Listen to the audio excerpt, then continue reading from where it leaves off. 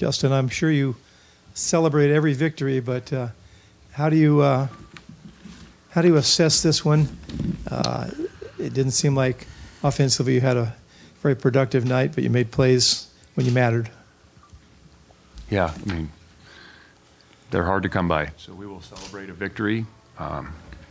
Don't ever want to miss the opportunity to celebrate a victory.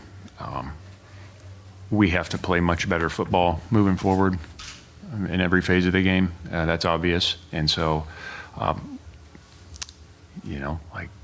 our job as coaches is to help the players execute at a higher level. So it's on us to get that out of them. But we made 2 huge plays. The first play of the game on defense, Cam Sidney, and then the second to last play, Paco Austin. That's as good a play as individual plays we've had this year from any one player. Jacob DeJesus did some good things. Kendrick got us some runs. Jordan King had a couple big catches. Jaron threw some nice balls.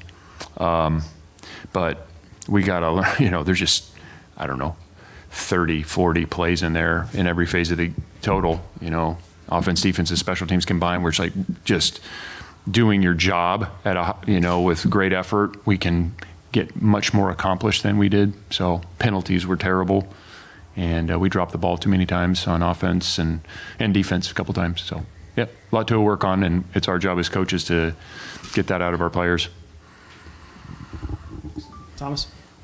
What did the officials tell you about the Chris Victor unsportsmanlike conduct? See, it seemed from our end it was just a little bit jump the gun, so to speak, a little bit on that call. But what did they tell you? They didn't tell us anything. I mean, unsportsmanlike penalty, that's up to the officials. And then in terms of doing the job, it seemed like the defense still had some leaky run fits, and then the field position game was definitely up and around pretty much everywhere in terms of the punt game. What more do you need to see from those specific groups to continue to be better? Yeah, we got to play the run better. That's the D-line, the linebackers, the defensive backs, and then we have to have better eye discipline and communication in our coverage.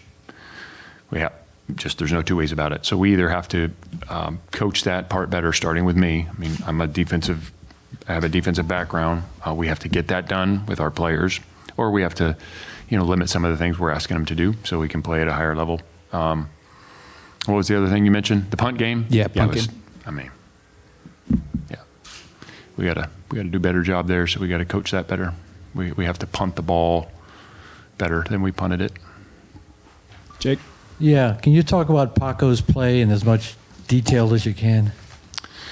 Yeah, they had a crossing route. The safety, who's in good position to leverage the play, got caught by the number 19, I think it was, on a bender, got caught. He didn't make the play. So then you had Cade and somebody else kind of converging on it. He split them. Paco's got an attempt to make a play right about the 1.5, 2 yard line. The guy's momentum's probably going to carry him in all honesty. I don't know that it's not a stop tackle. I mean, he's kind of coming from an angle.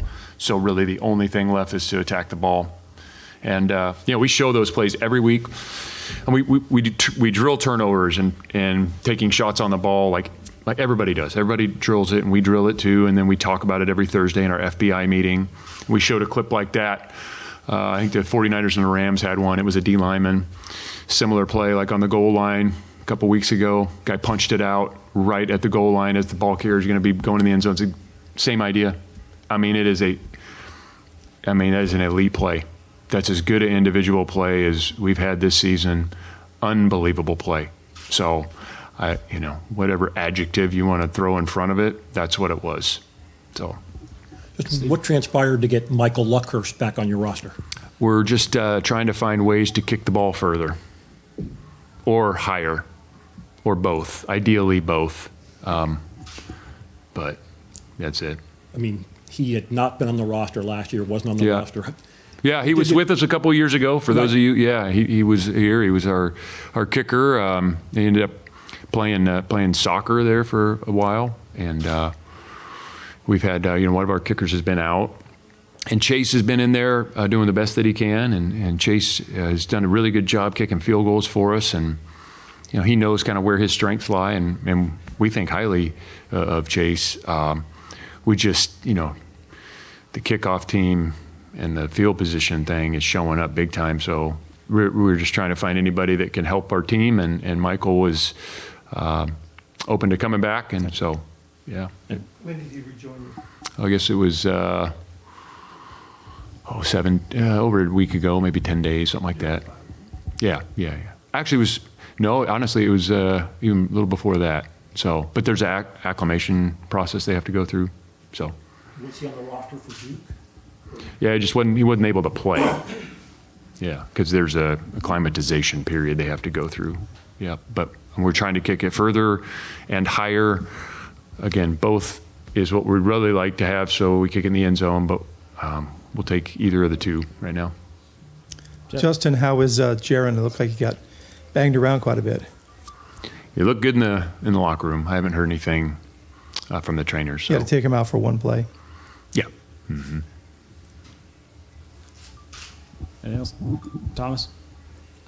Jacob, per the sports information, had tied for the 6th most single game receptions in Cal history. How's he kind of just made himself available in a myriad of different roles over the course of the season? He's really tough. He competes really hard. He wants the ball every play, and he's got one speed, whether he's on a return team, playing offense.